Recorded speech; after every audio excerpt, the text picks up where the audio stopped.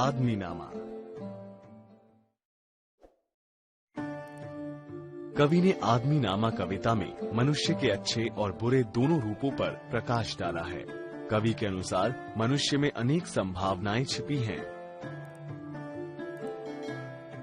परंतु उसकी परिस्थितियां और भाग्य भिन्न हैं, जिसके कारण उसे भिन्न भिन्न रूपों में जीवन जीना पड़ता है। इस कविता में 4 पद हैं।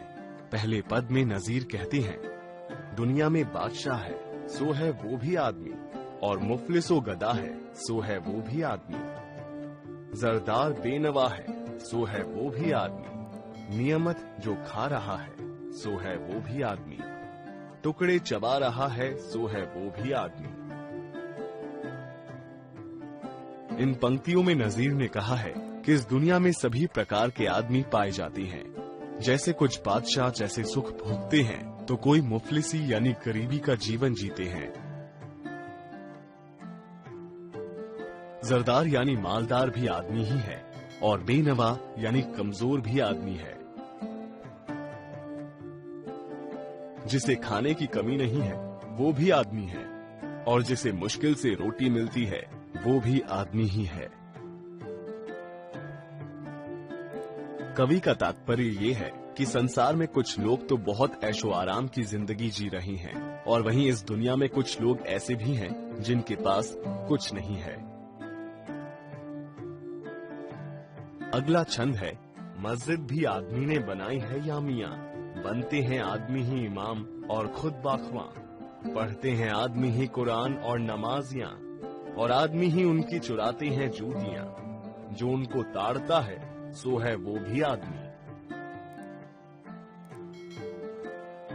इन पंक्तियों में नजीर ने आदमी के विभिन्न स्वभाव और कर्म पर व्यंग करते हुए कहा है कि कुछ आदमी इतने अच्छे होते हैं कि मस्जिद का निर्माण करवाते हैं, और कुछ आदमी धर्म गुरु होते हैं और लोगों को कुरान का अर्थ समझाते हैं। खुतबा ख्वां का अर्थ होता है कुरान शरीफ का अर्थ बताने वाला। कुछ आदमी ऐसे भी होते हैं जो मस्जिद में जाकर कुरान और नमाज पढ़ते हैं।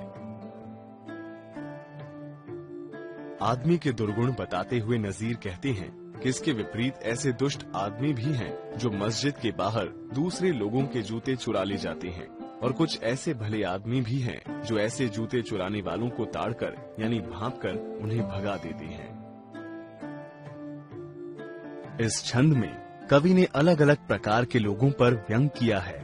कुछ व्यक्ति मस्जिद में नमाज पढ़ते हैं, तो कुछ आदमी मस्जिद के बाहर जूतियां चुराती हैं, तो कुछ व्यक्ति ऐसे बुरे लोगों से बचाव करते हैं। मनुष्य के ही विभिन्न रूप इन अच्छे बुरे दोनों तरह के कामों को करते हैं। अगला छंद है, या आदमी पे जान को वारे है आदमी, और आदमी पे तेग को मारे है आदमी, पगड़ी भी आदमी की उतारे है आदमी, चिल्ला के आदमी को पुकारे है आदमी, और सुन के दौड़ता है सो है वो भी आदमी। इन पंक्तियों में कवि कहते हैं कि कुछ आदमी तो दूसरों की जान लेने में लगे रहते हैं, और कुछ आदमी ऐसे भी होते हैं जो दूसरों की जान बचाने में लगे रहते हैं। इस दुनिया में कुछ आदमी ऐसे होते हैं जिन्हें दूसरों का अपमान करने में आनंद आता है। कुछ ऐसे भी होते हैं अपनी मदद के लिए दूसरों को पुकारते हैं, और कुछ आदमी इस मदद की पुकार को सुनकर दौड़े चले आते हैं। इस छंद में कवि ने मनुष्य की प्रकृति पर व्यंग किया है कि कुछ ऐसे लोग होते हैं जो दूसरों की मदद के लिए तत्पर रहते हैं, लेकिन कुछ ऐसे भी होते हैं जिन्हें दूसरों का अपमान करने और उन्हें कष्ट देने में आनंद आता है। अंतिम छंद है, अशराफ और कमीने से ले शाहता वजीर, ये आदमी ही करते हैं सब कारे दिल पजीर। यहाँ आदमी मुरीद है और आदमी ही पीर, अच्छा भी आदमी ही कहाता है ए नजीर, और सब में जो बुरा है सो है वो भी आदमी। इन पंक्तियों में नजीर कहते हैं कि कुछ लोग तो बहुत ही अशराफ यानी शरीफ होते हैं, लेकिन कुछ लोग ऐसे भी हैं जिनका स्वभाव दुष्ट प्रकृति का होता है।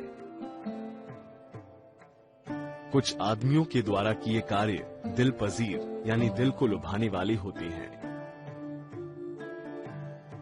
यहाँ नजीर कहते हैं कि मुरीद यानी भक्त या प्रशंसक भी आदमी ही होते हैं और पीर यानी गुरु भी आदमी ही हैं। इस दुनिया में आदमी का अच्छा और बुरा दोनों ही रूप विद्यमान है।